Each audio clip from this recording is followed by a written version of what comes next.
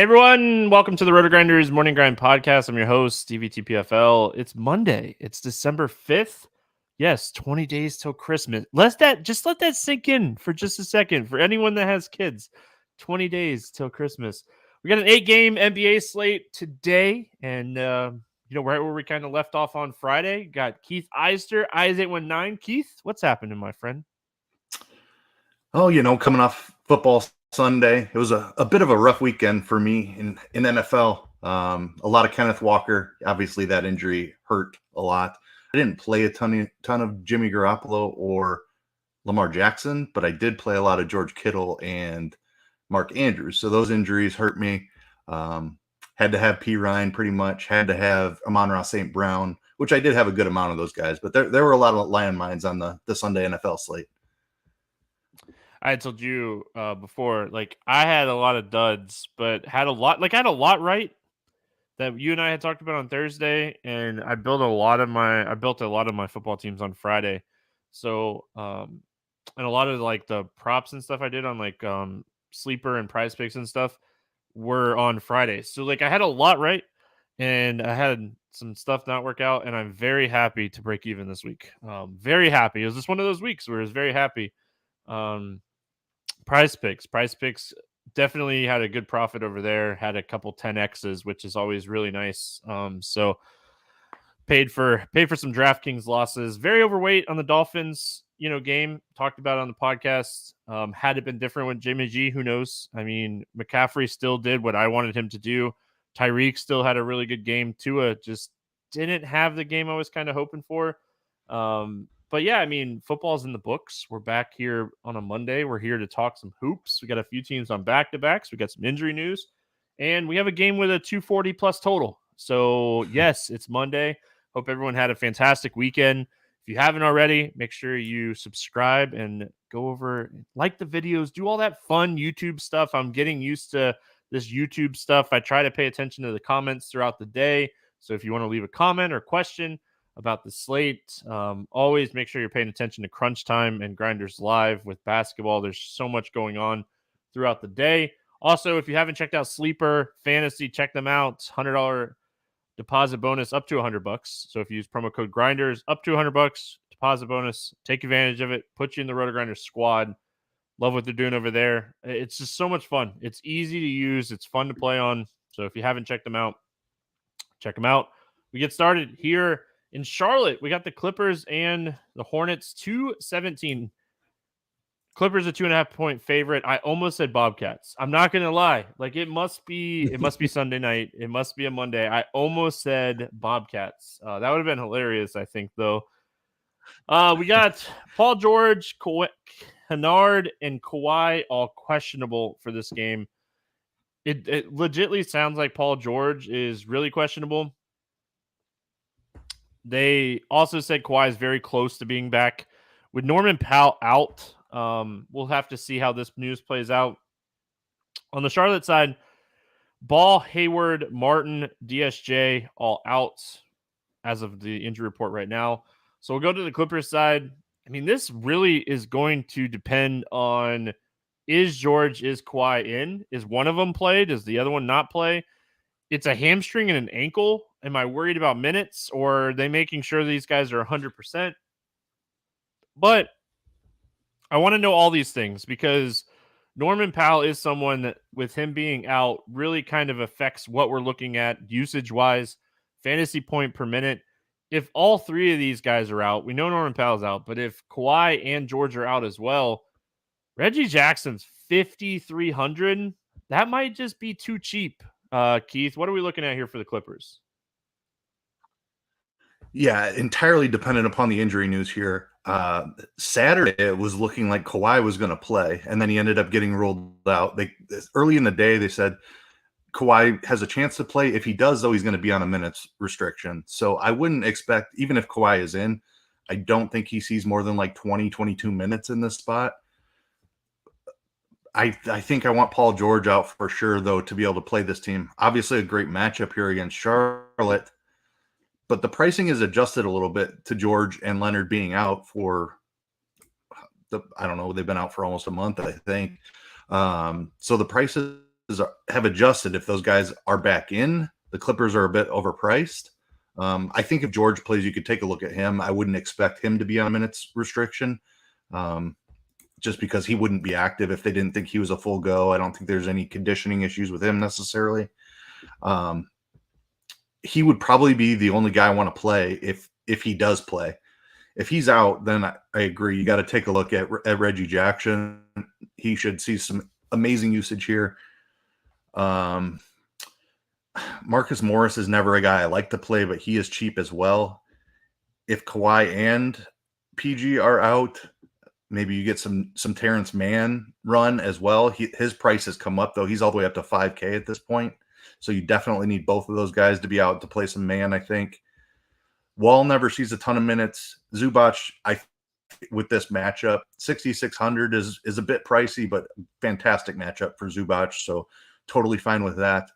I have interest in this Clippers team, but I think you want PG out at least, and Kawhi too would help. If both of them are out, then we have some real value here on the Clippers. Yeah, if all these guys sit, Kennard included, the last couple of games we've had out of nowhere kind of Brandon Boston play 20 minutes in back-to-back games. The other night against the Kings, they just got ran out of the gym. So it's really hard to look at Saturday's game at all. They just got blown out in that game.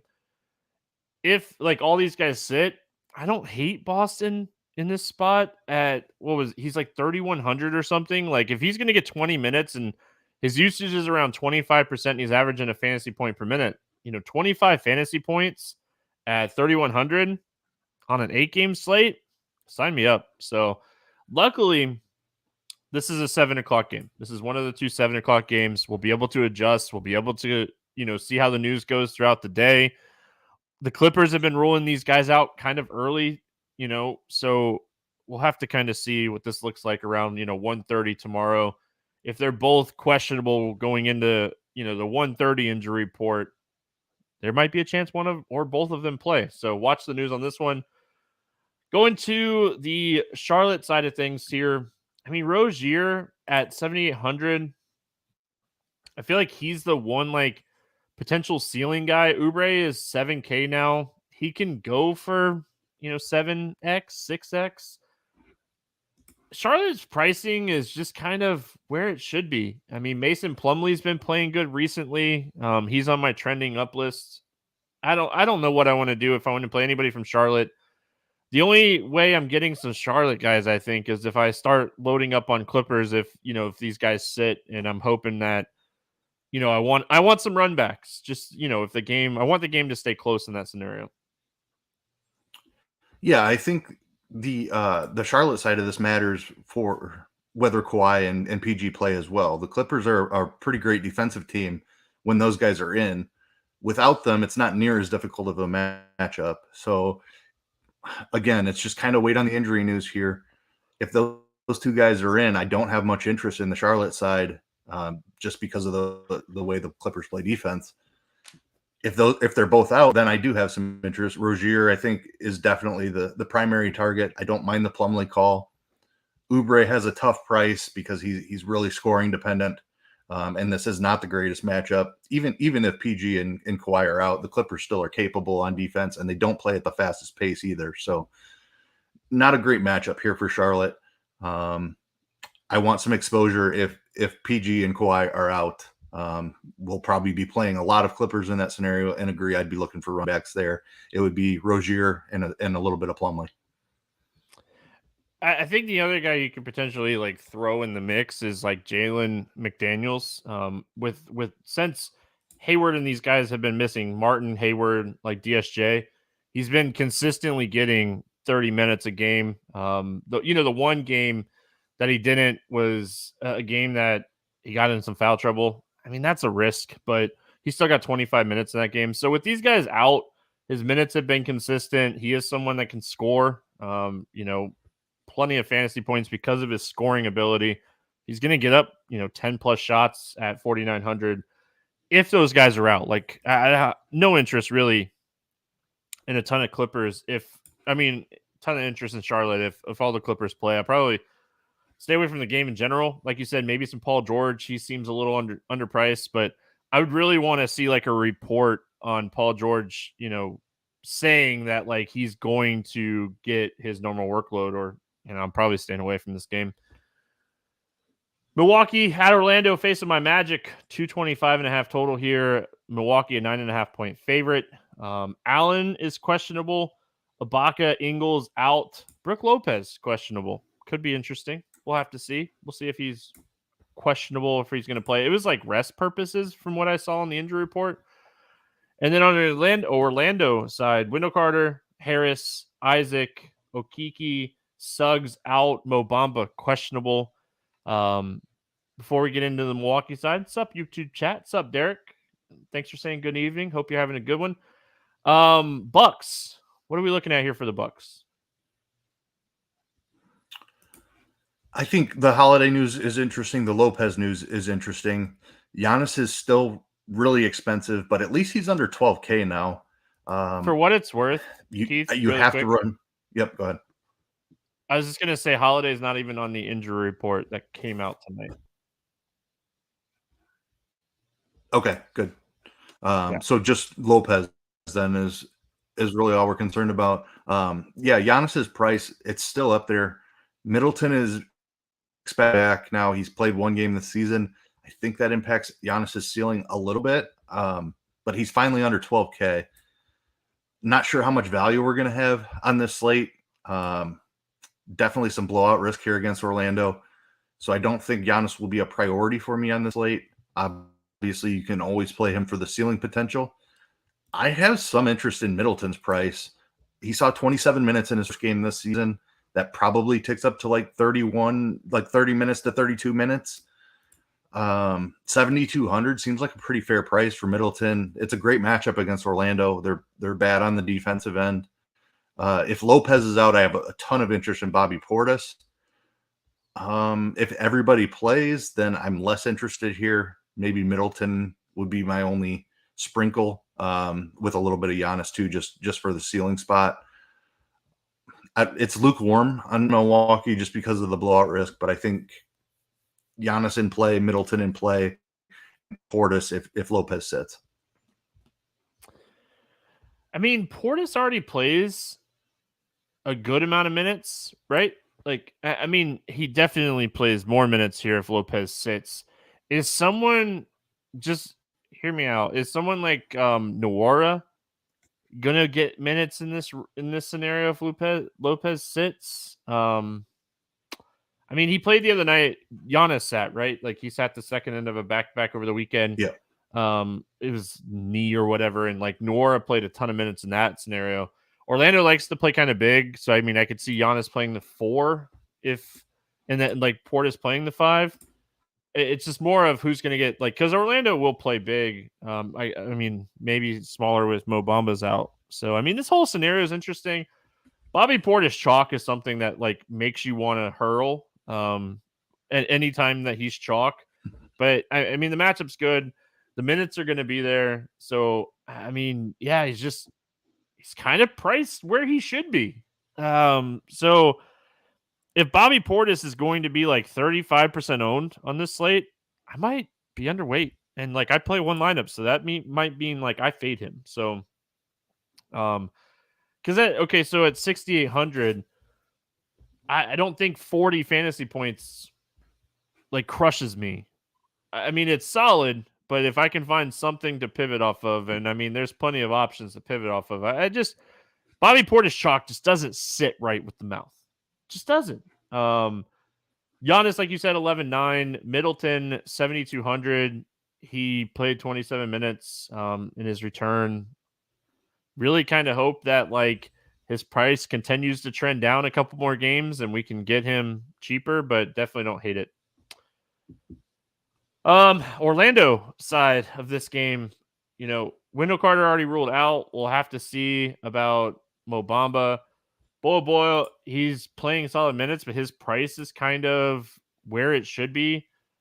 Cole Anthony played the back-to-back the other night, which I found very interesting after missing some times. And Fultz played the back-to-back the other night after missing a ton of time. So, I mean, my first initial reaction is I have some serious interest in Fultz at 5,300.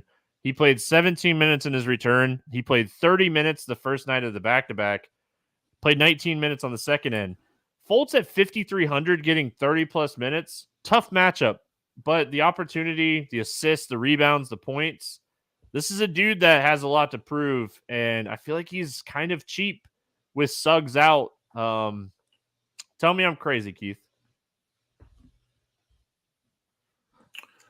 I don't think the Fultz call is crazy. I definitely don't like paying up for Banchero in this spot. Like a really tough matchup here for the Orlando side. I think there's definitely some blowout risk, but Fultz is underpriced. I do agree with that. I think we can expect close to 30 minutes again, if not right at 30 minutes.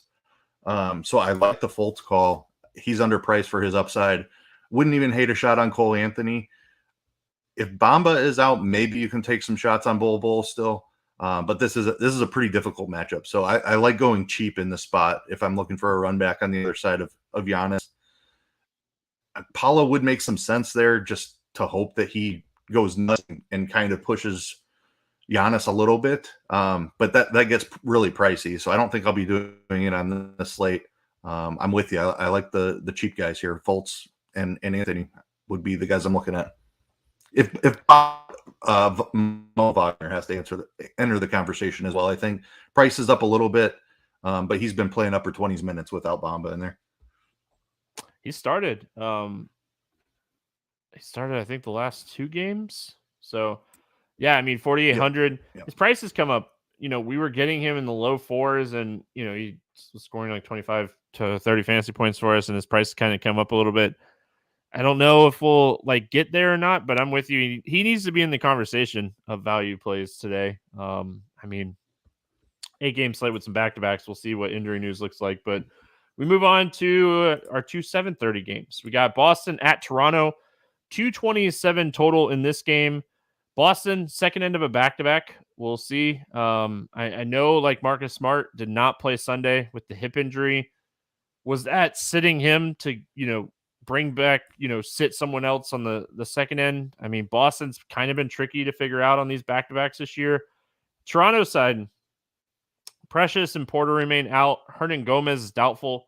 Start with the Boston side. I mean, if everyone plays, I think Tatum at 10.5 is not the craziest thing here on this kind of, medium. These are my favorite slates, man. 8-game slates, but I think Tatum, we're going to have the conversation of Curry and Indiana and that game in general. We're going to have the conversation about Luka. I think Tatum needs to be in the conversation of the studs today, though, at 10.5. Kind of pricey, but this dude's capable of 70+. Yeah, I mean, Tatum is playing at an MVP level. I don't like this matchup, though. I do kind of agree with you that Boston is the Marcus Smart sitting thing kind of makes me feel like Brown or Tatum might sit here. Obviously, we don't know on Sunday night as we're talking about this, but I would definitely keep an eye on Boston news. The last back-to-back, I believe they rested Tatum on the front and Brown on the back or something similar, but they have been resting guys on back-to-backs, so it would not surprise me if one of Brown or Tatum sat here. I don't know. Tough match against Toronto. They play pretty slow. I still think he's in the conversation just from a ceiling perspective. Brown, kind of the same deal. He's priced at a point where he could hit a ceiling here, even in a tough matchup. Those are really the only 2 I'm interested in. Even if Smart's in there, Brogdon doesn't play a ton of minutes. Derek White is 4,900. That's just kind of appropriate for the role, even without Smart. So, yeah, it'd be Tatum and Brown really just because of the ceiling potential, but not a matchup I'm in love with here. Brogdon, I was looking it up. Brogdon, he played 32 minutes on Sunday with Marcus Smart out. Okay. So, I mean, that he had a really good game. He had 37 fantasy points. Tougher matchup here. That was against Brooklyn. This game's against Toronto. Jaylen Brown went bonkers. He went bonkers. He played 40 minutes on Sunday and went bonkers. He had 34 actual points in that game. So, big minutes from Tatum, Brown, Grant Williams in that Brooklyn game on Sunday. So watch the injury news on this one. Wait and see what we're looking at when the injury report comes out around 1:30. The Toronto side of this game, Siakam 9.5, still in that lower 30 minutes. We haven't seen him get up to that 37 to 39 minute role that we saw. This seems like the perfect opportunity for him to play big minutes. I mean, this is a great game just in general. What are your thoughts here on Toronto? And for what it's worth, really quick before we go on, I think Al Horford sits in this game. Yeah, for what it's worth. Yep.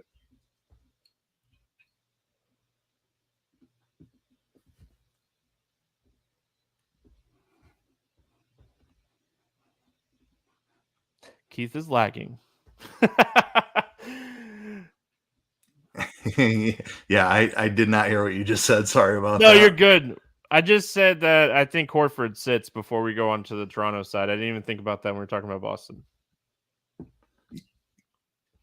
Yes, he has not played the back-to-back all season long, so that would not surprise me. Toronto side here, Siakam's really my only interest. I know Anunoby just had a huge game. He put up 30 actual points. That's not something he does regularly. I'm not trying to chase that.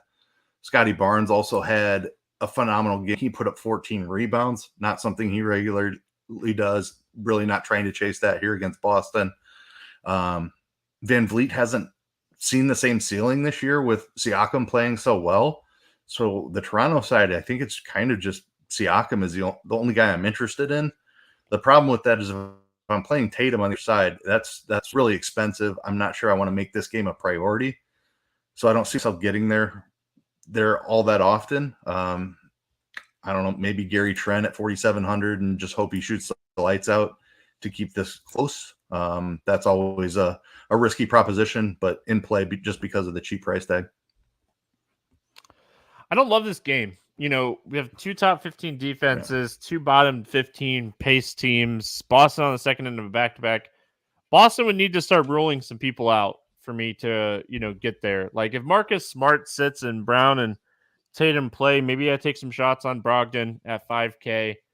I don't even know who or if, I mean, Horford sits. Grant Williams is cheap and he would be okay. I mean, they need size against Toronto, so I think Williams would be definitely playable in that scenario. But yeah, I mean, this game in general, unless we start getting some people ruled out, not my favorite game on the slate. But we go to the next game, and the next game is kind of juicy. OKC at Atlanta, 231.5 total in this game. Atlanta, 5.5 point favorite. Holmgren remains out for OKC. Collins, Holiday, and Hunter out for Atlanta. Go to the Thunder. And we have to talk about SGA. I mean, he's 10-3. He's super expensive, but he has one of the highest usage rates in the NBA. He gets a matchup in a high total game with a lot of upside. What are your thoughts here on SGA? Yeah, I like him.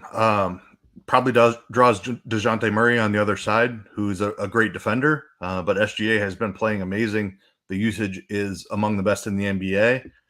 10-3 feels appropriately priced. I think there's still some ceiling up there. He can definitely hit 60 fantasy points even in a tough matchup. So I have some interest. Not an ideal matchup. Atlanta's played pretty decent on the defensive end, but the usage for SGA, nobody else really is going to threaten that either. Like Giddey yields to him, even Dort. Like SGA is the clear guy here on OKC. If you want to play some Trae Young on the other side, I think he's the very clear run back. And there might be some value for Atlanta as well. So maybe that boosts my exposure here to SGA. I mean, you're not wrong about DeJounte Murray guarding him at all. I mean, maybe this is like a Josh Giddey, take the huge discount from SGA to Giddey. Giddey has shown plenty of upside and ceiling. This guy is capable of double doubles. We've seen that in 3 of the last 5 games. He's capable of putting up 40 plus fantasy points. Maybe it's save the money and go Giddey.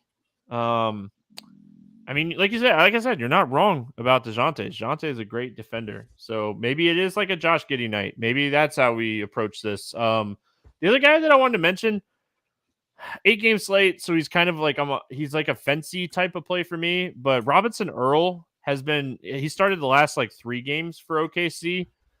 It'd be interesting to see what like the starting lineups look like in this game. But if Robinson Earl is going to start and play 30-ish minutes, he's 4,300. There's plenty of rebounding opportunities and stuff in this game. So he's someone that's active defensively.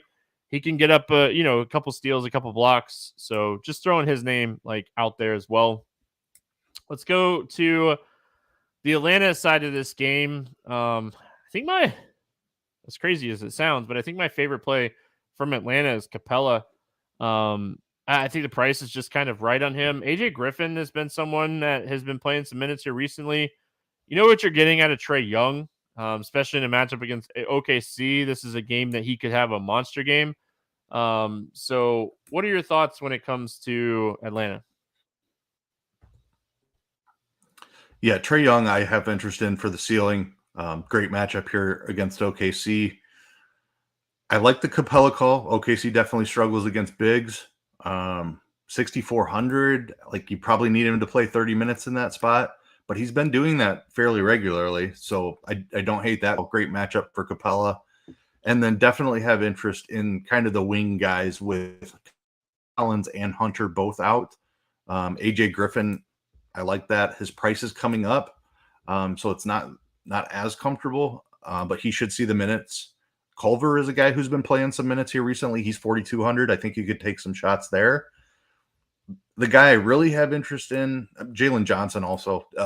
Not the guy I was intending to mention, but just want to get his name out there. Another guy who saw a bunch of minutes when Collins and Hunter both sat last game. But Bogdanovich, he only played like 22 minutes in his first game of the season. If he can push that up into the 26, 28 range, he's still 4,700. He's a guy that can score a bunch of points. I don't know how much he's going to get here. Definitely a volatile situation. But that $4,700 price tag, like he's more talented than that price if he's going to see the minutes. Shot 22% the other night. I think he was like 2 for 8, 2 for 9, 2 for 9. Yeah, he's not going to do that. Yeah, I mean, he's a shooter and it's going to be rhythm, so maybe it takes him a few games to get going. But I do like that call on him. But I think Capella, I don't think like thinking of like OKC, there's no one that matches up well with Capella. So like if he can like effectively shoot in this game and he can rebound really well in this game, like I think Capella could crush here. That's why like I mentioned him. I think this is a spot he could go for like 40 plus. I like that. But yeah, I mean, Trae Young's fantastic, right? Like, obviously this is a spot like DeJounte Murray. He could have a good game. It's just, I feel like if we're playing the odds, right? If we're playing the odds, Trae Young's going to get there more times than DeJounte. So if I just played Trae every time over DeJounte at basically the same price, I'm going to get there more often. So that's just my mindset. So and especially now because DeJounte's price is up a little bit because Trae sat last 2 games, I believe, or at least the last game. So Murray, we've been getting in that like $8,800 range, and he's 9,400 now, the same price as Trae, pretty much. So that matters as well. I agree. It's very clearly Trae if you're targeting ceiling from one of the guards. All right, we got Miami and Memphis. 227 total in this game, which is kind of high for a Miami game. Don't typically see them this high. Memphis a 2.5-point favorite. Memphis is on the second end of a back-to-back. Butler questionable, Dedmon questionable, Vincent questionable, Yurt 7 out. As far as the Memphis side, I think Bane is going to be out. We know Steven Adams did not play Sunday against Detroit, so we'll pay attention to that. I mean, that could be big for a couple different reasons that we'll talk about here in just a minute. But let's go to the Miami side. I can't wait till we get to the point where Miami doesn't have like a full team of red question marks on it. I mean, they've been terrible with injuries this year. What are your thoughts here on Miami? Yeah, I mean, they're getting much healthier than they have been all season. Like Butler made it back. over the weekend or Friday, whenever that was. Hero also played, so it feels like they should be pretty close to full strength here, at least among their like main guys. They're listed questionable, so who knows? I don't know what to do. Like the pricing is all out of whack because of how much time everybody has missed. Butler is a guy who, when he plays, he usually gets his full minutes, even if he's missed a game or two. So 8,500, I think, is a fair price tag for Butler. That's probably my lean on where I go here.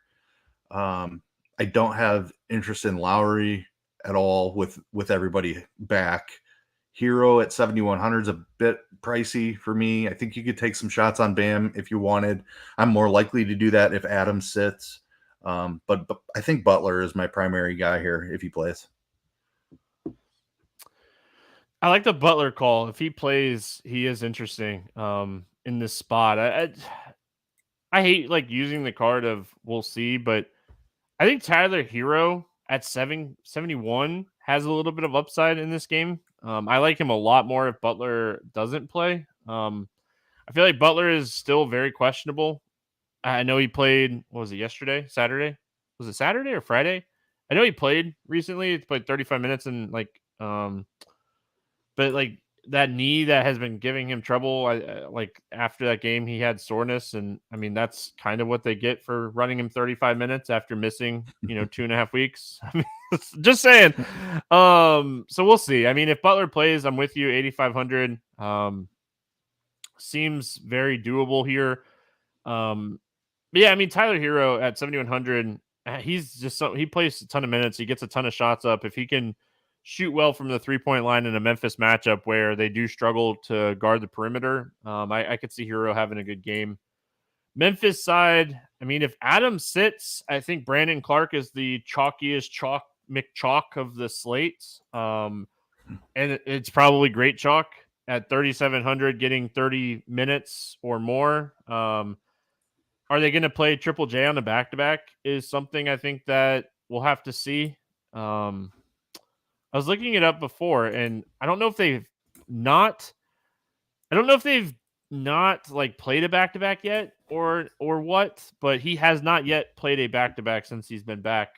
So we'll see. Because I think this is the first opportunity he's had to play a back-to-back. So if he's out too, I mean, then we're getting into like the conversation of what is it, Aldama, Adam or what? I don't even know how to say the dude's name. Sante something. There you go, Sante. We're getting into that conversation if Adams and Triple J sits. Tillman would be in the conversation. So Memphis, not the greatest matchup in the world, but I mean, we're definitely going to be looking at some of these guys depending on some injury news. Yeah, Adams is a big one. We saw Brandon Clark play 30 minutes. I was actually surprised by him playing 30 minutes. Like, he hasn't gotten that type of run all season long. Even in that, like, Adams missed a game earlier this year, and he still didn't get a ton of run in that game. So, yeah, Clark is a smash if Adams again. Like, Ja is obviously always in play. One of the best ceilings in the game. 10-6, kind of the same conversation as SGA. A tough matchup for him as well. So I don't like SGA versus Ja is really close. I don't even have a real lean on that. I need to dig in a little bit more. But yeah, Adams news I think would be the important thing here. Otherwise, that's just Ja for me. Yeah, watch the Adams news. Like I said, if Adams sits, if Triple J and Adams sits, it's going to open up a lot. But if Adams sits, I mean, like I said, Brandon Clark at 3,700, chalky, but fantastic spot for him. Just getting the minutes. Philadelphia at Houston, 221 total here. Philly, 7.5-point favorite. Harden questionable. Maxey out. Niang and Springer questionable. Tate out for Houston. Going to the Philadelphia side here first. I mean, everything I've read says Harden's going to be back. I don't know what that entails. Like, this game's against Houston. I don't think they're going to need to roll him out for 35 minutes. It was a foot injury. So maybe this is a perfect scenario spot for Harden to come back and play like 25 minutes and kind of get back into the groove. But he's another guy, like when he usually comes back, he usually gets his full minutes. Like, I don't know, Keith. Like, do we risk it? Because like the 9K price tag on Harden, if he's going to get 35 minutes, is way too low. I mean, it's just too low for a matchup against Houston. So, like ever since I opened up this slate and I started going through things and I saw like Harden was on track to play in this game, I was just sitting there going, "What am I doing with James Harden?" I am right there with you. I had the exact same thought. I was like, man, this is like a GPP winning situation here.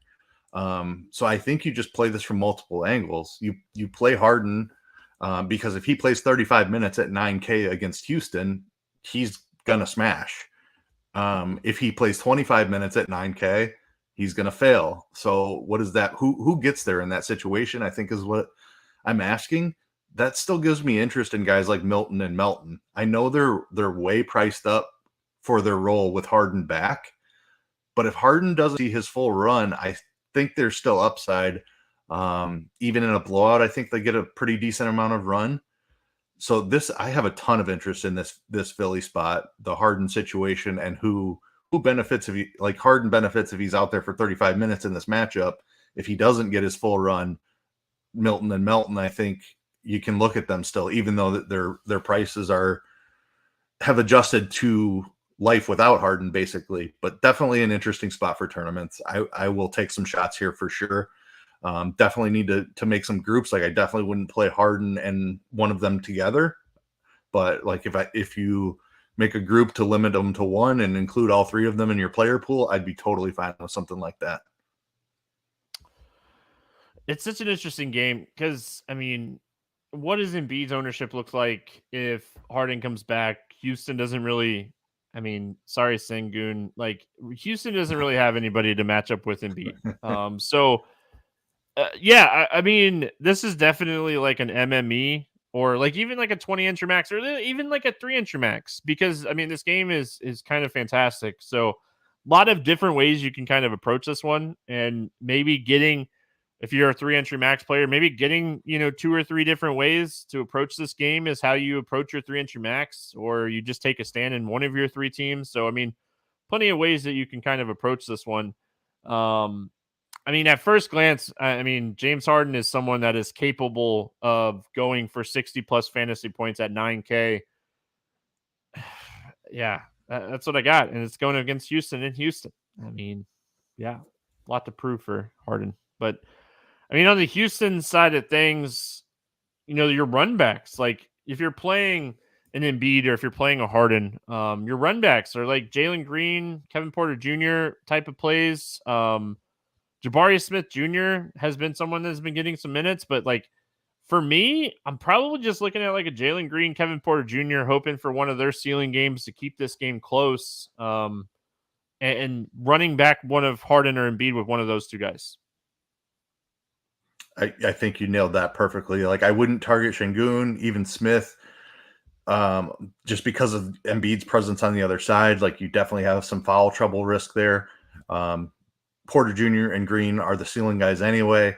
They can both score 30 points in any matchup. So those are the two. If I'm playing Embiid or Harden, I definitely want KPJ or Jalen Green on the other side.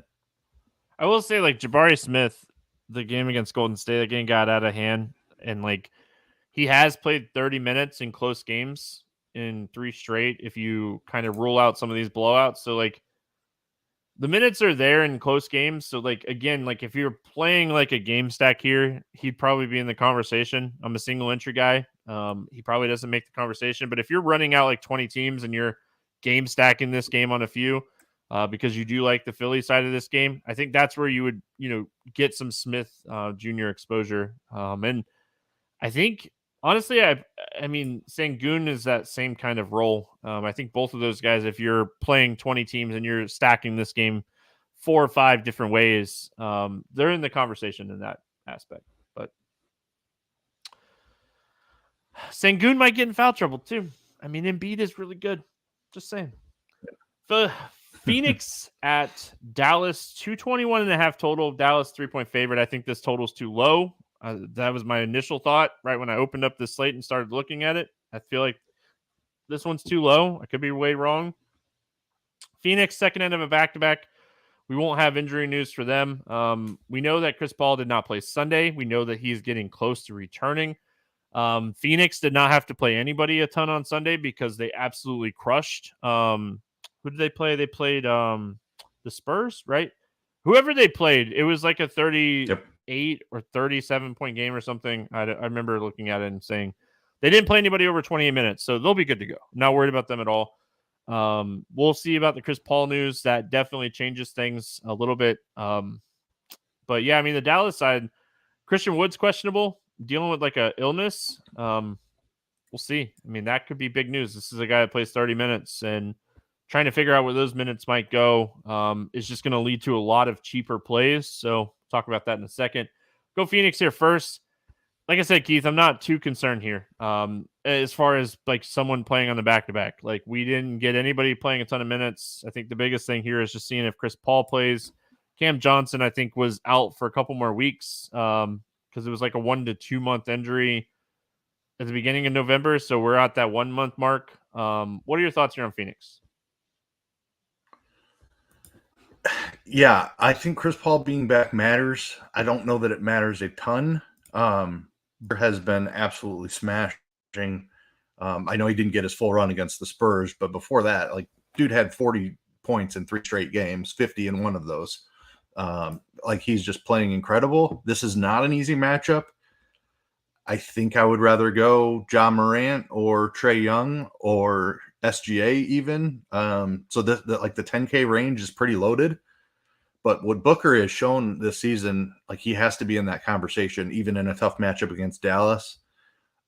If you're playing Luka, I think you want Booker because that's how this game goes, flying over the total. Like you mentioned, there certainly is potential for that matchup. Obviously, Luka got the better of Booker in the playoffs last season. Booker's probably pretty motivated in this spot. So I do want some exposure. I think I prefer the other guys I mentioned. But I'll play some Booker. If Paul is back, I'm not touching anybody else on the team. Torrey Craig injury is interesting. We've seen Dario Saric start for him. He's still not playing a ton of minutes, but he's 3,300. And Josh Okogie is the other guy who got a ton of run. That might have been blowout related, so I wouldn't put a ton of stock in that. But he's in the convert. Like, the Craig injury, I think if Craig misses again, you have to be on the lookout for some Phoenix value. But Chris Paul returning would maybe take me off of some of that also. Torrey Craig definitely could matter. I don't think Paul being back matters for Booker.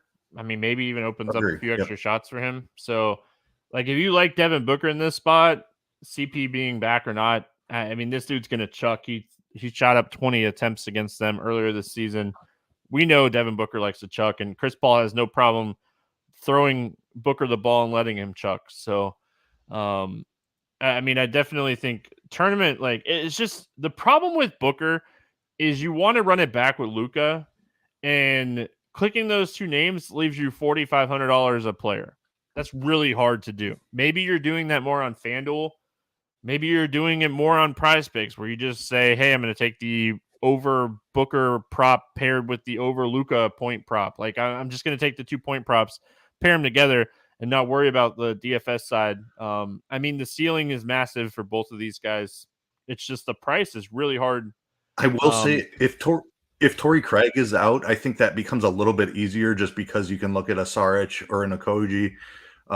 There's a guy in Dallas who I think extremely underpriced, kind of in that price range as well. So if Craig is out, that, like, you can make a little game stack, I think, with some of those like 3K guys that will open up a little bit of salary. It makes it easier to do. Yeah, for sure. We mentioned someone else that was 3,100 earlier. I can't remember who it was, but I mean, there's definitely some value. It's just you're giving up a lot. Yep. The Dallas side of this game, I mean, Christian Wood matters a ton. He matters a ton. I mean, what's this game? This game's 8:30, right? We have one 10 o'clock game. So you really got to pay attention to this news. I would assume Maxey starts at 4K if Wood doesn't play, and he's way too cheap if that's the case. What are your thoughts here on Dallas? I mean, Luka is really expensive. Is the first thing that jumped out. Like he's 800 more than Giannis. That's a significant amount of salary. So it's going to be really tough to get to Luka here. If Paul is back, I don't have as much interest. Obviously, Luka can crush any matchup, but it's a little bit of a tougher spot with Paul back. I don't know. You have to have some exposure to Luka, I think, just because he can literally put up 80 points on you, 80 fantasy points, and like you just have to have him. I don't think he'll be like a priority, just a kind of a tournament sprinkle. We're going to want a ton of exposure to the last game of the night for sure. So Luka is just kind of what it is. You play just enough to where he can't kill you. The other guy I have a ton of interest in is Tim Hardaway Jr. He has been just shooting a ton and shooting really, really well over his past 3 games, at least 20 points in his last 3. Don't know what got into him, but he's still only 4,600. I think you can definitely take some shots there, especially if Christian Wood is out. He should be locked in for 30 plus minutes if that's the case. So I really like Tim Hardaway Jr. And then I think the Wood situation is dependent upon whether I want to go any deeper on Dallas. Probably, I definitely don't want to if Wood is in. Without Wood, I like the Maxey call. Definitely not playing Dwight Powell in either scenario. Like they're just not going to play him over 20 minutes. But I think that does open up some other minutes. Like I think DFS would be locked in for 36 plus minutes.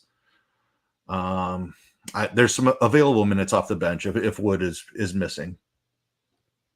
Josh Green maybe at 3,300 could be interesting. We finish it out with the game. Hour and a half difference between this game and the 8:30 game. Indiana's on a back-to-back. 241.5 total. Golden State favored by 10. Golden State, Poole and Wiggins both questionable for this game. I know, this is a perfect opportunity if you have guys banged up to maybe sit them. No Halliburton on the Indiana side. They already ruled him out for this game. We'll see if TJ McConnell plays. It was an illness, so we really won't know with him until later in the day. Duarte, we know he's out. We'll start here with the Pacers. No Halliburton. If McConnell sits, Numhard is the chalk, and you just numb it up. It's like a piece of apple pie. You just throw it in your mouth, you chew it up, and the 20% that doesn't play him, okay, thank you for paying the rake. He's blowout proof. There's everything, right? He's blowout proof. He's going to get the minutes. He's way too cheap. Yeah, he's 4,200. Him and Neesmith. If McConnell's out, I have a lot more interest in Neesmith. I think that kind of directly, correlates with that. But both these guys are blowout proof, and this is Numhard, and I'll say it one more time, Numhard. Buddy Hield for sure. If you're playing this game to stay close, Buddy Hield would need to have a lights out shooting night, but he has been terrible lately. Talk to me here about the Pacers. Yeah, we saw Nemhard step in for McConnell. I haven't checked his stats. I know he had a pretty good first half before he jumped on the podcast here. So yeah, I totally agree. He's a lock button type of play if McConnell is out as well. We know Halliburton is out, so they just don't have any ball handlers. If Halliburton and McConnell are both out, what do already out for a while, so he's going to get the run, blowout proof. Totally agree. He locked in for 30 minutes as the primary ball handler. Great spot for him in this pace up matchup. I like the Buddy Hield call. I know he's shooting dependent. It's not a comfortable play, but he's the primary scorer here. I don't think Mathurin starts again. He kind of runs the second unit and is a primary scorer on the second unit. That leaves Buddy to do the majority of the scoring here for the first unit without Halliburton. So he's underpriced for that role in this spot. I think you can play Mathurin as well, whether he starts or not. Guy with a huge usage rate, especially without Halliburton. I mean, this is the game environment of the slate, so you can go big as well. Like Turner, 7,300 is not a comfortable price. He's a guy that can get in foul trouble and completely put up he's also a guy that can put up 45, 50 fantasy points. And this is a great matchup here against Golden State. Looney on the other side, who can get in foul trouble, and then they're really thin on bigs if Looney gets in foul trouble. So I don't mind Turner. I'll have a ton of exposure to this game. McConnell is out, and I think you need 2 or 3 pieces from both sides of this game here. For what it's worth, too, Mathurin is busting on Sunday night. Interesting. So that's if that lowers his ownership. Yeah, if that even makes me like him more. He has 13 fantasy points in 24 minutes so far. So that is fantastic. But Buddy Hield's going off too. He has 22 points and 10 rebounds in 32 minutes against Portland. So 10 rebounds. The 22 points is not surprising. The 10 rebounds is surprising. Yeah, I mean, if he's going to be chalk because of him getting 10 rebounds and having a good fantasy day. Love the pivot to Mathurin. Yeah, love the pivot even more. But Nembhard, yeah, fantastic play. But let's go to the Golden State side, right? Because if Wiggins, again, this is a perfect opportunity. If you're Golden State, if these guys are legitly banged up, they wouldn't be on the injury report if they weren't banged up because of how the new injury system works. If these guys sit, if Poole and Wiggins both sit in this game with no Halliburton, oh man, it's hard not to it's really hard not to like Steph here. It's really hard not to like Klay Thompson here. Maybe Klay more than Steph because of the price difference. Klay is 5,900 in a 240 total game with 2 other scorers questionable. Klay is going to be popular, but I mean, it's hard not to like him, in this spot. So I think if those guys sit, both of them sit, Moses Moody is 3,100. He would be an excellent value play if those guys are out. He'd be blowout proof. So you mentioned it. You said it. This is a game we're potentially getting, 1 to 2 pieces from both sides. And again, I don't mind Curry at 10-9. He's been shooting lights out this season. I just like the price discount on Klay with the not the same ceiling, but upside enough where price per dollar, point per dollar definitely is up there with Curry. Yeah, so Klay is a smash. I totally agree with your thoughts there. 5,900 is way too cheap. If one of Poole or Wiggins are out, even if they both play, Thompson is in play here at this price with this matchup. Even one of them sitting, he becomes really good chalk, even though very shooting, scoring dependent, like you mentioned, hasn't had the greatest shooting year overall. Just too cheap of a spot with the opportunity he's going to have. Minutes have been a bit of a concern. We've seen him play upper 30s already this season, though. If they're shorthanded, I think there's a higher likelihood that you're going to see 35 minutes out of Klay Thompson here. Fantastic matchup against Indiana, who plays really fast, doesn't play defense. He's just too cheap for this spot. Steph is an interesting conversation. We've talked about a bunch of guards already in this 10K range who we like and who have a ton of ceiling. So I think that's kind of an ownership thing for me. If Steph is going to be the chalk, maybe I fade Steph, play one of the other expensive 10K guards, and then play 2 or 3 of Klay. Love the Moody call. I think he would absolutely be in play. Even somebody like Anthony Lamb or Ty Jerome could get some run here if Wiggins and Poole are both out. I would be DiVincenzo, I guess you having that conversation as well. There's all kinds of interesting pieces here.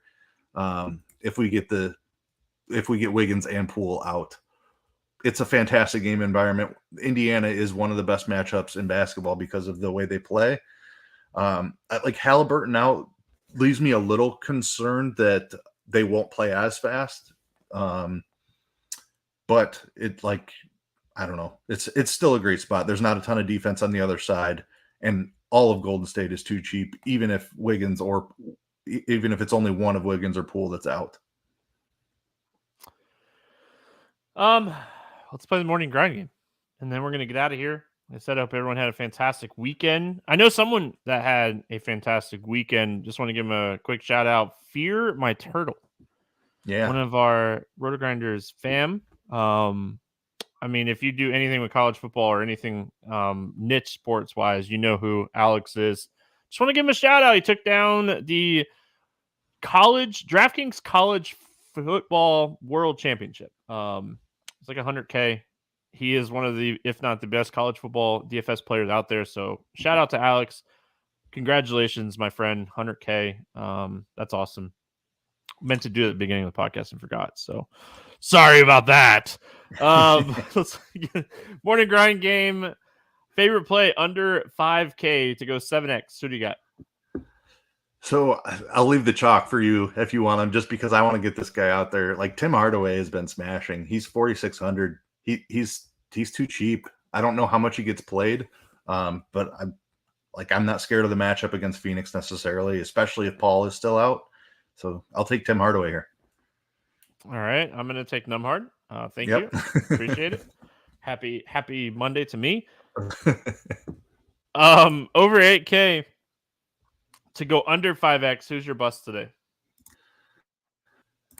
Oh man, like I've went back and forth on this one. Just like I feel like Boston could rest some guys.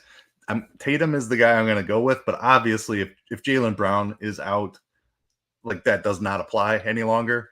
I think they could definitely do some resting here on a back-to-back. So I'll go with Tatum as my answer unless Jaylen Brown is out. I'm going to go Giannis. I mean, with Middleton back, taking shots away from Giannis 11-9. Does this game stay close is another concern, as well. So I'm going to go Giannis against my Magic, just not getting that big game here. Who's your favorite 6X play today? I am going to take the chalk on this one. Klay Thompson. It's an obvious spot for him. He's way too cheap for this spot. He's who I had wrote down, but I did have a second one. So I'm going to do that. I'm going to go Brandon Clark. I don't know if Steven Adams will play. Obviously, if Steven Adams plays, I don't like Brandon Clark as much. But as of right now, with Adams looking doubtful to play on Monday, yeah, I mean, it's a hip injury for him. Maybe they sat him on the second end of a back-to-back and he plays, but does Triple J play both? So a lot of ways for Clark to get minutes in this game. So I'm going to go Brandon Clark in this one. Let's Get Weird GPP play of the day. Who do you got? Who's your Let's Get Weird GPP play? Yeah, talked about this a little bit already. I think this is a fantastic spot for tournaments. You got to look at the James Harden situation. I talked about how I would handle that and make a group of him, DeAnthony Melton, and Shake Milton and play just one of them on any given lineup. Shake Milton has been doing a ton. He's getting peripheral stats as well. If Harden only plays 25 minutes and they're blowing out Houston, I think Shake Milton still gets his runs. So give me Shake Milton here. I'll have some exposure for sure. All right, I like it. I'm gonna go Fultz from Orlando. I think he is someone that gets 30 plus minutes very quietly at 5,300. So I don't think a lot of people will be on Fultz. So I'm gonna go Fultz. Not the greatest matchup in the world, but we'll see how it works out. Any bets standing out to you here night before, over under, against spread, player props, anything that you like here? So the Clippers are 2.5-point favorites on the road in Charlotte. I think that's a fair line if Kawhi and PG both sit. But if one of them or both of them play, that feels a little bit short to me. I'll take the Clippers minus 2.5. Charlotte is really banged up as well. No LaMelo, obviously, as long as a host of other injuries. So I'll take the Clippers. I think that's a fair line without Kawhi and PG. If one of them ends up playing, I think you've got some great value there. I mean, I wrote down Phoenix Dallas over 221.5. I think that line's low. I really do. I think that game, even if it doesn't necessarily stay close, I think that game is just kind of mispriced. I don't know. Maybe I'm wrong. I know Dallas plays super slow. Phoenix plays somewhat slow, but I think there's going to be a lot of scoring in that game. So take the over in that one. As far as the sleeper picks for today, they don't really have a ton out. I will, for what it's worth, I will be really kind of looking for Capella's points and rebound prop. That's one that I like a lot here the night before. Mentioned why. Looked at like sports books and it's not up on there. Only Trae Young and SGA props were up for that. So that's one that I'm going to be looking at quite a bit. And I'll be looking at like Klay Thompson's point prop for when all that news drops for him. So if you can get that early in the morning before all the news comes out, it is a perfect opportunity for these guys to get some rest. So I'll be looking at Klay's point prop as well. Keith, any final thoughts before we get out of here? I think this is a pretty good slate. A very obvious spot at the end of the night. The Philly situation, I think, is a very interesting spot for tournaments. So excited for this one. Be curious to see where ownership is looking like it's going to fall outside of that last game. We know it's coming there. It's going to be chalk you have to eat, but I think there's some interesting ways to get different early in the night. All right, that is it for us for today. Hope everyone had a fantastic weekend. We'll be back tomorrow talking more hoops. Good luck, everyone. We'll see you then.